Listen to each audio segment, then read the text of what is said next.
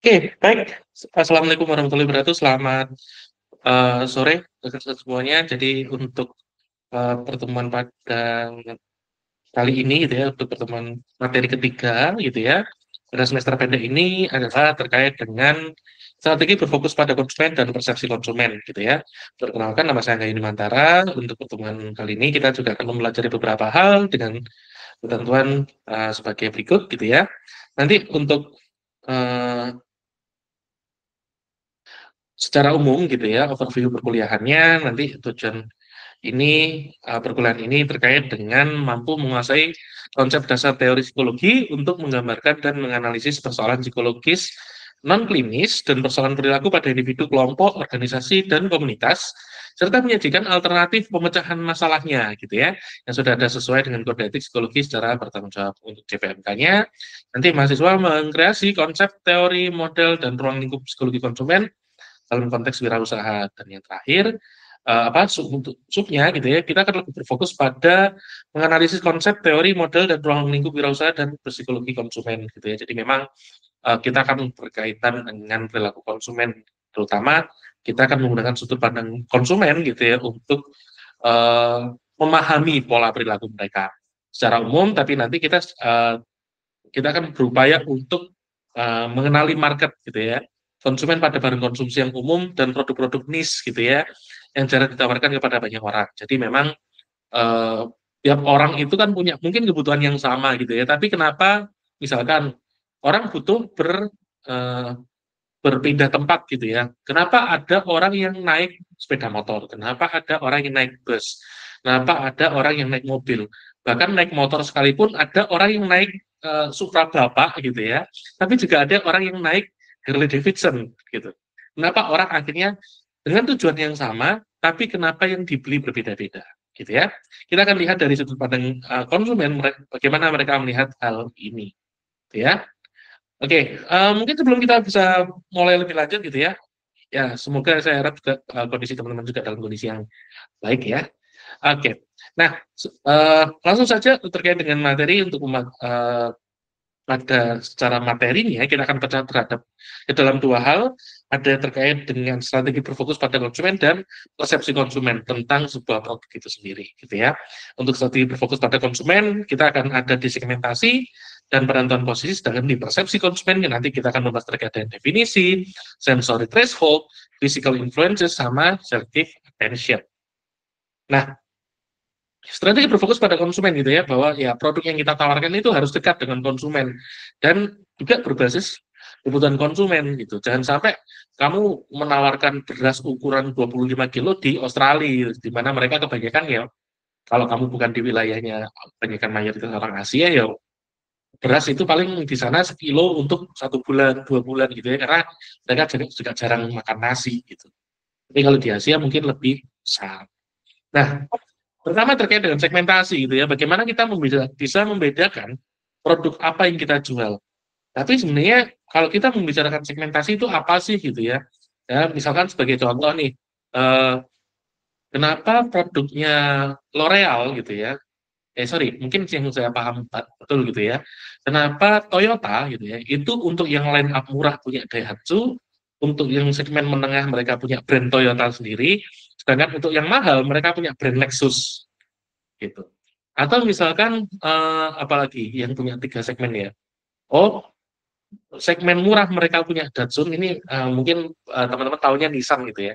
Segmen murah mereka punya Datsun, segmen menengah mereka punya Nissan, segmen tingginya mereka punya apa ya istilahnya? Fairlady. Fairlady itu merek apa? Brand apa ini ya? Saya nggak lupa. Eh, oh, Honda. Honda itu yang premium punya Acura, yang biasa dan menengah gitu ya, itu biasanya brand Honda itu sendiri. Mereka nggak punya segmen bawahnya. Nah, akhirnya kenapa ada seperti ini gitu ya? Karena sejatinya memang segmentasi itu adalah upaya untuk memecah market atau memecah pasar. Tiap orang punya kebutuhan yang sangat panjang, sangat besar gitu ya. Terus kemudian bagaimana kita bisa memecahnya? Bagaimana kita bisa memenuhi kebutuhan beberapa orang tersebut gitu. Nah, yang besar dan beraneka ragam gitu, dalam beberapa aspek yang dimana konsumen itu masih punya kebutuhan dan karakter yang cukup seragam, tapi ada perbedaan yang terlihat gitu. Sehingga perbedaan-perbedaan ini bisa dinaungi oleh jenis kelompok konsumen tertentu. Tapi dasar dari segmentasi ini kita bisa lihat dari dua hal. Pertama terkait dengan kebutuhan pelanggan yang memang beragam gitu ya. Dan ada loh pelanggan yang mau membayar lebih atau mereka ada juga yang tidak mau membayar sebesar itu untuk mendapatkan sebuah produk, barang, layanan, service gitu ya. Kenapa ada orang yang memanfaatkan fasilitas premium kelas first class gitu ya kalau di pesawat?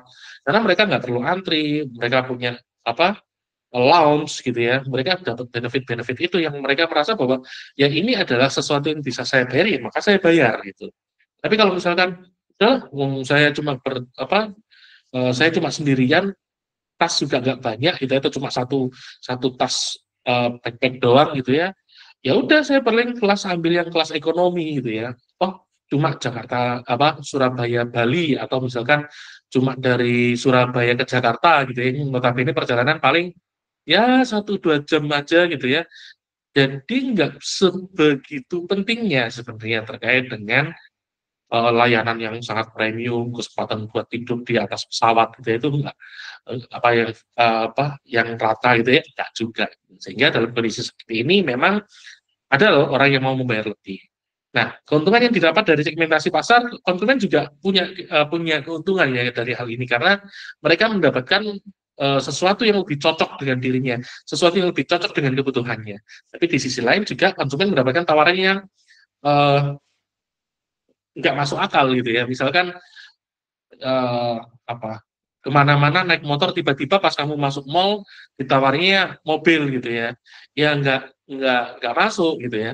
Kalau kamu misalkan ke mall misalkan udah punya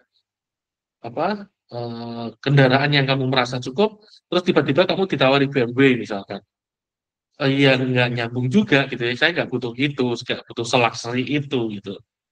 Nah, tapi juga dari sudut pandang industri gitu ya, ada beberapa hal kenapa perlu segmentasi karena ya kita menghindari atau kita berupaya memenuhi beberapa hal ini gitu ya, ada yang dihindari juga. Yang pertama adalah consumer preference heterogeneity. Jadi memang setiap orang itu pasti heterogen, setiap orang kebutuhannya, keinginannya, preferensinya itu pasti beda-beda gitu.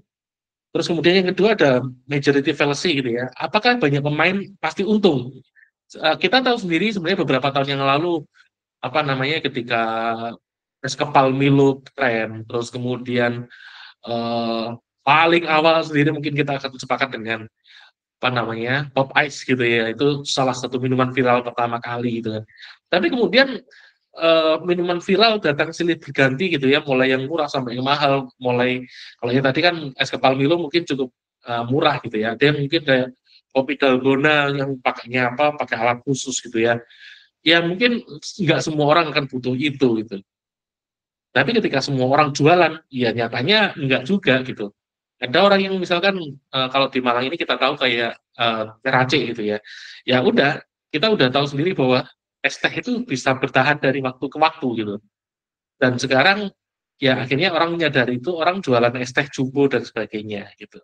Nah, ini menyadarkan bahwa ya kebanyakan orang yang main di sektor itu belum tentu untung. Ada juga sell cost trade-off gitu ya. Semakin diverse sebuah produk, maka semakin banyak cost-nya. Hal ini juga bisa dilihat dari mungkin kalau kita yang saya amati gitu ya, mungkin kalau teman-teman yang get into otomotif juga gitu ya, beberapa kendaraan itu diambil dari part kendaraan lainnya. Misalkan spionnya Agia Ayla itu sama kayak spionnya Avanza misalkan. Jadi ya Agia Ayla nggak perlu dibuatin desain spion baru gitu ya. Sehingga kenapa akhirnya mereka menggunakan part dari kendaraan lain gitu ya? Yaitu gunanya untuk mengurangi cost, untuk mengurangi biaya produksi, mengurangi biaya development gitu ya. Ya udah pakai yang sudah ada aja. Atau malah yang terakhir, ini ada cannibalization gitu ya. Dua brand satu pabrik. Nah ini kalau misalkan kita tahu, misalkan kayak Avanza, Xenia, Agia, Kalia, Sigra, itu diproduksi oleh satu produsen sebenarnya, oleh brand Daihatsu gitu, kecuali Alphard ya dibikin sama Toyota sendiri. Nah, tapi akhirnya apa yang dilakukan oleh Toyota ya mereka memastikan bahwa tidak akan ada pernah ceritanya produknya Daihatsu itu punya segmen yang lebih tinggi dari Toyota. Setinggi-tingginya segmen Toyota tidak akan pernah lebih tinggi dari Lexus. Gitu. Sehingga ya ini upaya mereka untuk mengurangi kanibalisasi. Karena misalkan kalau sebagai salah satu contoh, kalau teman-teman notice gitu ya di Indomaret atau Alfamart gitu ya, brand Japota sama Potabi, cek produsennya, mereka sama, jualan dengan rasa yang sama. Apa sih keripik kentang rasa rumput laut gitu ya. Nah, akhirnya orang yang punya preferensi Japota, ya mereka belinya Japota. Mereka yang punya preferensi Potabi, mereka belinya Potabi. Tapi semakin lama apa ya, dan ini produksinya sama loh ya, produksinya sama persis, ini mereka akan saling makan market satu sama lain, akan ada caplok mencaplok gitu ya. Nah, ini yang harus dihindari dari proses segmentasi. Nah, cara melakukan segmentasi bisa dilihat dari demografis, mulai usia, gender, pemasukan, pendidikan, pekerjaan, kelas sosial, dan seterusnya. Geografis bisa dilihat dari kepadatan, populasi, area, iklim, gitu ya. Psikografis, lifestyle, sikap, kepercayaan, dan kepribadian. Yang terakhir ada dari behavioral atau atribut benefit, gitu ya, kesempatan, dan jenis pengguna. Misalkan, sebagai contoh, barang yang dibeli oleh anak kuliahan gitu ya, misalkan kita hanya beli Magicom gitu ya, Magicom kan paling yang 0,8 liter. Itu ya karena masih sendirian gitu ya, berbeda dengan keluarga yang misalkan punya dua anak, satu anak, nggak mungkin mereka Magicom itu Magicom kecil yang biasanya kalian beli seharga 150 ya 200 ribuan itu, pasti akan yang dibeli adalah yang 1,1 liter, 1,6 liter, atau bahkan sampai 2 liter gitu. Nah, itu yang pasti akan dibeli karena apa? Orang yang hidup di dalam uh, rumah tersebut lebih banyak gitu. Otomatis juga apa misalkan kelas sosial, penghasilan, pemasukan. Ya misalkan kalau beras, misalnya yang paling pokok dari beras, mungkin kalau yang kebanyakan orang ya akan belinya beras biasa gitu ya. Tapi juga kalau misalkan penghasilan saya lebih tinggi, mungkin saya kan belinya beras Shirataki atau beras beras apa namanya dari apa yang pengganti beras gitu yang bukan dari padi tapi dari apa porang misalkan beras porang misalkan. Nah itu kan menandakan bahwa demografis terkait dengan pemasukan dan kelas sosial bisa saja membuat perbedaan pola konsumsi di antara konsumen. Gitu. Nah, untuk penentuan posisi, nah ini bagaimana yang menempatkan diri kita sebagai produsen nih, gitu ya. Yang harus ditekankan bahwa penentuan posisi merupakan bagaimana sebuah produk menempati pikiran konsumen dibanding dengan produk kompetitor. Makanya kalau kita ngomongin tentang penentuan posisi, ini sangat krusial gitu ya. Karena apa? Misalkan sebagai contoh deh yang sehari-hari kita temui, semahal-mahalnya Xiaomi, tetap aja dipikir murah, gitu. Semurah-murahnya iPhone tetap dipikir mahal. Padahal ada satu barang, misalnya satu barang yang Xiaomi itu lebih mahal daripada iPhone, ataupun ada iPhone yang lebih murah daripada satu dua produknya Xiaomi gitu. Nah ini menjadikan bahwa penentuan posisi ini menjadi sangat kuat terlepas dari produk apa yang kita hasilkan. Nah ini kita juga harus lihat bagaimana terkait dengan persaingan, bagaimana penentuan posisinya gitu ya. Nah, ini hasil dari pesan dan komunikasi dari produsen mengenai brand tersebut. Kalau mau dicap murahan, murah gitu ya, ya kemungkinan besar akan sulit untuk merubah itu. Gitu. Ada produk Lexus yang di US itu, ya Indonesia ada sih, tapi pertama kali Lexus itu keluar di US gitu ya, karena untuk memberikan, karena di benak masyarakat, Toyota itu produk yang murah dan reliable. Karena saking murahnya, akhirnya orang nggak banyak yang mau beli Toyota karena dicap murahan. Akhirnya Toyota bikin Lexus. Seperti itu. Nah, oke, saya lanjutkan. Penentuan posisi ini menjadi leader di segmennya. Kalau kita ngomong tentang leader di segmen, mungkin kalau kita ngomong tentang kendaraan listrik gitu ya, mobil listrik paling pikiran kita yang keluar kalau nggak BYD gitu ya, atau apa namanya Wuling gitu. Nah, kita tahu sendiri bahwa salah satu pionir kalau di Indonesia ya terkait dengan kendaraan listrik itu kan Hyundai gitu. Tapi sekarang mulai digeser oleh dominasi dari Cina gitu, BYD, Wuling gitu kan. Nah, pihak dan kita tahu sendiri selama ini di Indonesia yang paling besar adalah eh, brand-brand Jepang ya, Toyota, Honda gitu ya. Dan akhirnya mereka memilih untuk, saya nggak mau berada dengan segmen yang sama, karena saya pasti kalah. Saya udah kalah nama. Karena di sini yang paling, Wuling itu yang paling banyak, Hyundai itu yang paling utama gitu. Maka saya bikin kendaraan hidrogen. Nah, itu sekarang lagi dikembangin kalau sama perusahaan-perusahaan Jepang. Nah, membuat produk seakan-akan terpisah dari produk lain. Misalkan tadi ya, Lexus itu terpisah dari Toyota. Cura itu terlepas dari Honda. Nah, kondisi seperti ini yang membuat penonton posisi itu menjadi sangat menarik. Nah, selanjutnya membuat branding yang berlawanan dengan mainstream. Kalau selama ini kita dikenal sebagai produk murah, maka kita harus bisa juga membuat produk kita seakan-akan produk yang premium. Gitu. Penonton posisi berbasis segmentasi. Nah, ini yang tadi ya repositioning. Kalau tadi kan membuat brand baru ya, kalau repositioning ini benar-benar kayak merubah image gitu, menempatkan diri pada posisi yang baru. Yang terakhir adalah terkait dengan perceptual mapping. Nah, ini terkait dengan perceptual mapping gitu atau persepsi konsumen, maka ya kita akan konsumen itu turut menentukan apakah produk kita itu menarik perhatian konsumen tersebut atau enggak. Nah, proses persepsi secara umum ada sensori, atensi, dan komprehensi, di mana ada cognitive capacity di antara sensori dan atensi. Berarti dilihat, diperhatikan, difikirkan. Gitu. Sensory threshold atau batas di mana informasi itu dapat dilihat beda secara indrawi. Gitu ya. Nah, ini adalah absolute threshold, ada just noticeable differences, adaptasi, dan subliminal perception and advertising. Nah, nanti mungkin tugas teman-teman gitu ya, nanti silakan cari contoh bagaimana just noticeable differences gitu ya. Satu aja, kita nggak usah banyak-banyak, kita cukup satu just noticeable difference. Coba nanti kita menjadi bahan diskusi di pertemuan selanjutnya gitu ya. Nah, saya lanjutkan kembali untuk physical influences, bahwa fisik juga memiliki keterbatasan untuk melihat lingkungan. Nah, pengaruh fisik ini bisa terkait dengan short term memory dan kondisi siaga. Jadi kalau short term memory itu biasanya kita ingatnya singkat-singkat gitu. Tapi kalau sudah kita aware terhadap kebutuhan kita gitu ya, oke, mungkin sebagai contoh short term memory ini biasanya kalau kita kecil gitu ya disuruh orang tua ibu kita atau mama kita belanja gitu ya, uh, bawang cabai lombok, apa cabai lombok kan sama, bawang brambang lombok, bawang brambang lombok gitu ya, bawang putih, bawang merah, cabai gitu kan. Kita ngulang terus sampai tempat ternyata kita lupa gitu ya. Nah, ini kan berarti hanya terbatas pada contoh memori. Tapi kalau kita memang sadar kebutuhan yang seperti apa gitu ya, maka kita dengan mudah untuk apa namanya, membuat seseorang itu menjadi aware terhadap kebutuhannya. Oke, bentar ya, ini ada yang masuk sepertinya.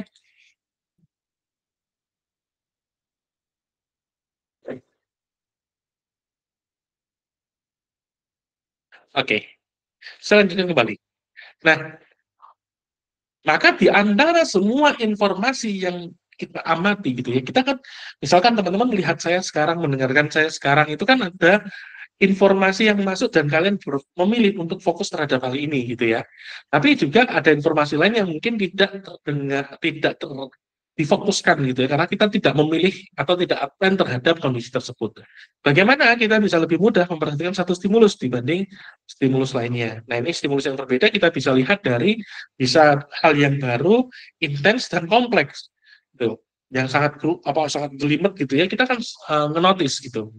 Nah, mungkin salah satu yang paling kita bisa ingat gitu ya, ada ibu-ibu yang keluar dari Magicom di iklannya apa waktu itu, Matahari atau Ramayana ya waktu itu ya.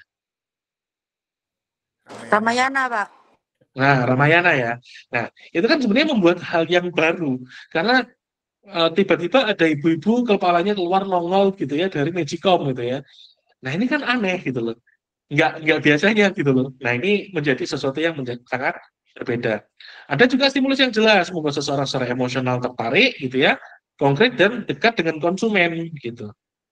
Nah, makanya sekali lagi ya, barang yang paling dekat dengan konsumen itu adalah yang pertama kali difikirkan gitu. Kalau kita terbiasa pakai apa namanya penyedap, pakai Masako, pakai apa namanya eh, produk lain gitu ya, ya udah kita kan ya pertama kali muncul pasti itu gitu.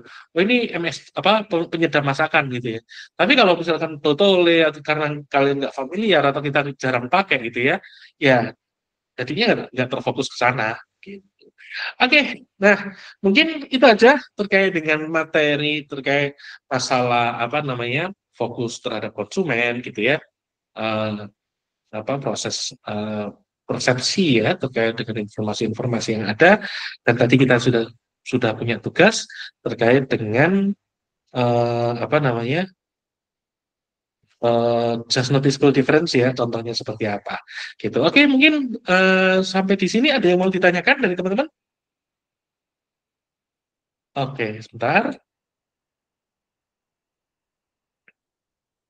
Oke, Mbak Nabila, silakan. Baik Pak, terima kasih. Mohon izin bertanya. Kan sekarang itu kita apa-apa cepat ya Pak. Maksudnya pergantian dari misal dari olahraga aja. Yang pertama badminton, terus badminton ke tenis, tenis ke padel sekarang.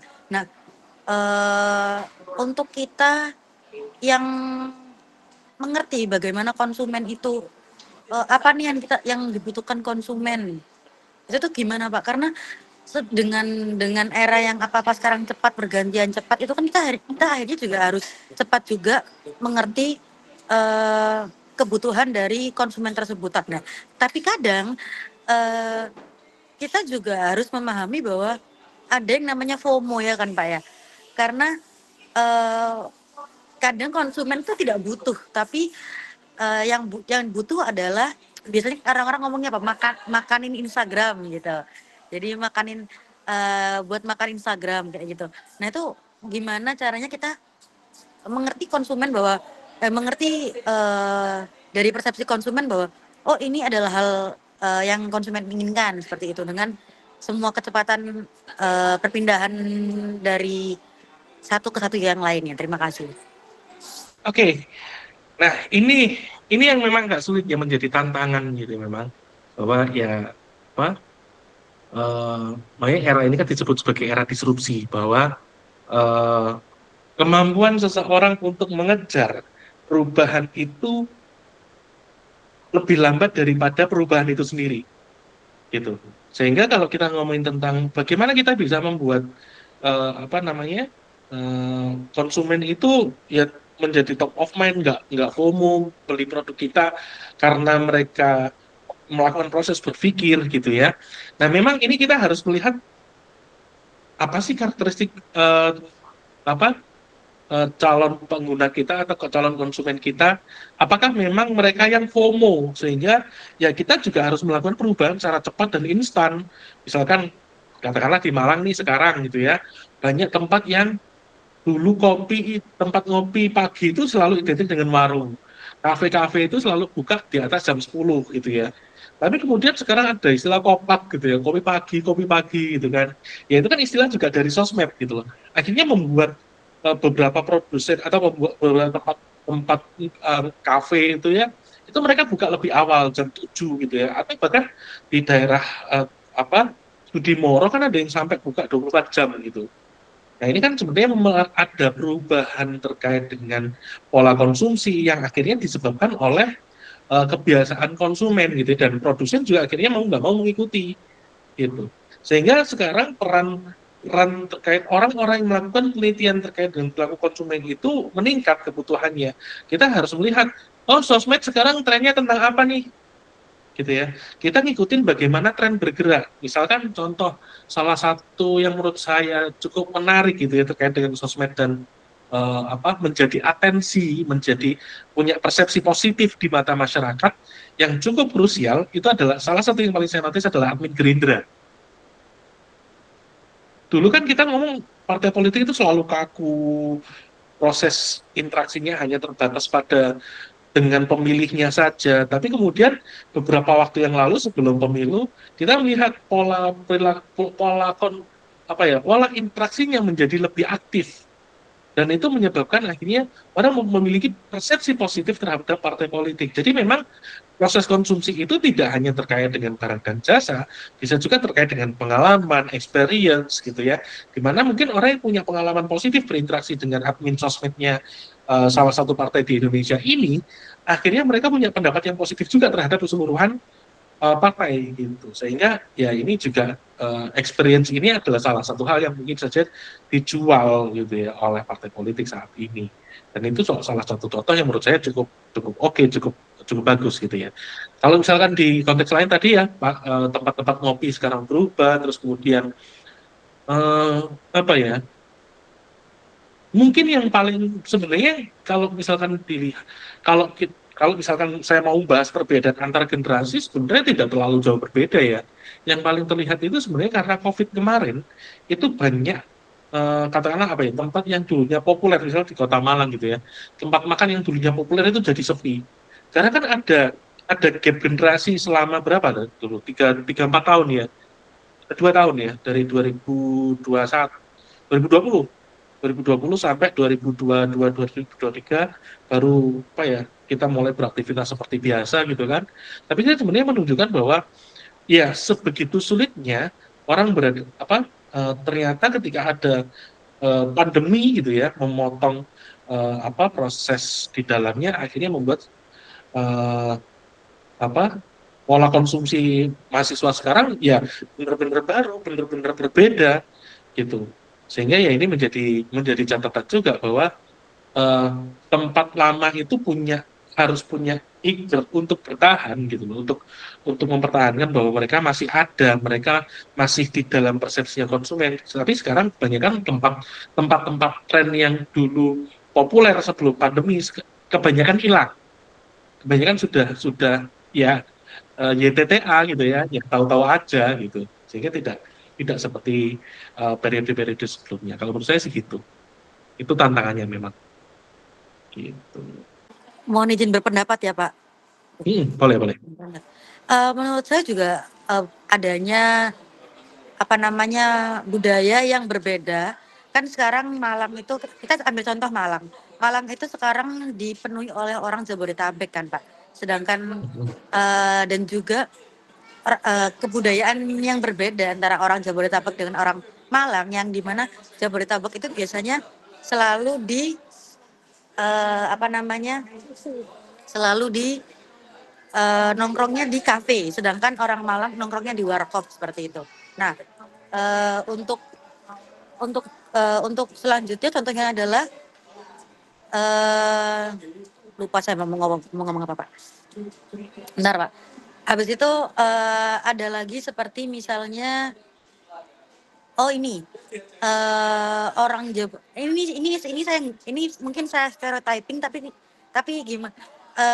Menurut saya sekarang mahasiswa kebanyakan itu tidak into sama organisasi kemahasiswaan seperti UKM, seperti BEM, seperti itu. Sedangkan semua hidden gem yang makanan-makanan tuh kita itu biasanya dari mulut ke mulut, dari cutting ke adik tingkat, dari cutting ngajak adik tingkatnya lagi, ngajak gitu, gitu terus kan Pak. Nah, sekarang perubahannya karena mereka mahasiswa itu tidak terlalu into kegiatan mahasiswa, lebih into ke magang, jadinya sekarang itulah salah satu alasan kenapa dulu yang legend banget di Malang yang kayak oh ini harus banget coba enak murah. Sekarang tuh nggak ada karena emang tidak ada info dari mulut ke mulut yang terjadi seperti itu.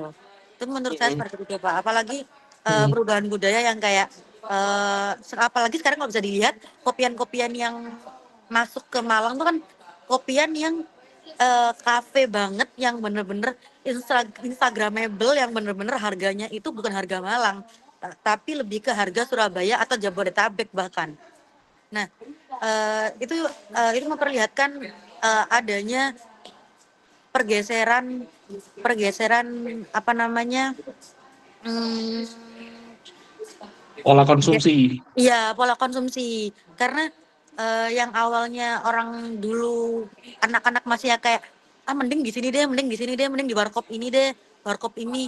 Tapi sekarang yang kebanyakan karena dari Jabodetabek yang orang masih yang ada duitnya, jadi kayak sini oke, sini yang paling instagramable yang ini. Yang ini makanannya oke.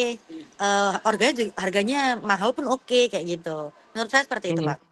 Terima kasih. Itu kan juga sebenarnya membuktikan segmentasi tadi ya. Ada mereka yang ke kafe gitu ya dan mampu bayar ke kafe, dan ada juga yang ya udah saya kafe 20.000 tuh kopi 20.000 terlalu mahal buat saya. Ya kelas saya kopi giras apa yang nongkrongnya ala warkop gitu, yang satu gelasnya cuma 7.000 6.000 gitu loh.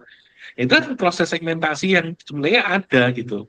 Terus kemudian mungkin salah satu hal yang juga turut mempengaruhi adalah perubahan teknologi ya. Mungkin akhirnya preferensi orang itu kan berubah juga gitu. Akses informasi dulu dari mulut ke mulut gitu ya, dari kakak tingkat ke adik tingkat, dari adik kakak kos ke adik kosnya gitu ya. Tapi kemudian sekarang mulai bergeser juga bahwa ada teknologi Grab, Gojek gitu kan, itu membuat akhirnya ada perubahan-perubahan yang cukup krusial di dalam pola konsumen atau pola konsumsi yang ada di kelompok kita gitu. Oke, itu thank you Nabila. Mungkin karena terbatasnya waktu, mungkin kita bisa tutup dulu ya untuk diskusi pada kelas hari ini gitu ya, bahwa ya sebenarnya kita membuktikan bahwa memang apa namanya proses konsumsi ini memang jadi sangat krusial gitu ya, bahwa eh, menjadi top of mind apa namanya di masyarakat, di mahasiswa kalau misalkan konteksnya tadi gitu ya, ataupun misalkan menyesuaikan dengan persepsi yang muncul di kepala, oh ini murahan gitu ya, ya semahal-mahalnya brand murah ya nggak akan pernah bisa menjadi brand mahal gitu. Mungkin itu aja dari saya, terima kasih atas kesediaannya. Teman-teman saya akhiri, selamat malam, Assalamualaikum warahmatullahi wabarakatuh. Waalaikumsalam warahmatullahi wabarakatuh. Terima kasih, Pak. Terima kasih Pak, maaf ya Pak baru join baru ada baterai.